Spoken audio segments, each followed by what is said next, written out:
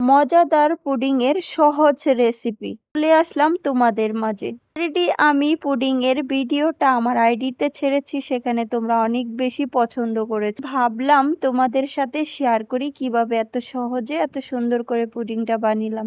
5টা ডিম, তারপর একটা কন্ডিশমেল, হাফ কেজি দুধ দিয়ে আমি পুডিংটা বানানোর চেষ্টা করেছি। ডিমের সাথে আমি দিয়ে দিলাম কন্ডিশমেলটা আর সাথে জাল করা হাফ কেজি দুধ। তো এটাকে সবচাইতে সহজভাবে মেরিনেট করার জন্য আমি মনে করি ব্লেন্ডার করা সবচেয়ে বেশি বেটার। এর জন্য আমি ব্লেন্ডারে সবকিছু ব্লেন্ড করে নিলাম।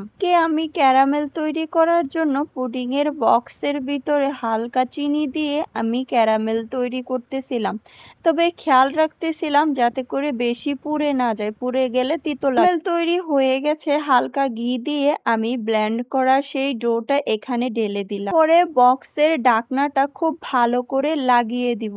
দিলে পানি দিয়ে তার উপরে বক্সটা রেখে আমি ঢাকনা দিয়ে ঢেকে অনেকক্ষণ জাল দিয়ে নিব। 30 মিনিট পর্যন্ত ভালো করে সিদ্ধ করে এটাকে আমি সারা রাত ফ্রিজে রেখে দিব। ফ্রিজে রাখার পরে সকালবেলা এটাকে ফ্রিজ থেকে বের করে আমি দেখতেছিলাম এত বেশি সুন্দর হয়েছে পুডিংটা, আর এত বেশি পারফেক্ট কি বলবো তোমাদেরকে।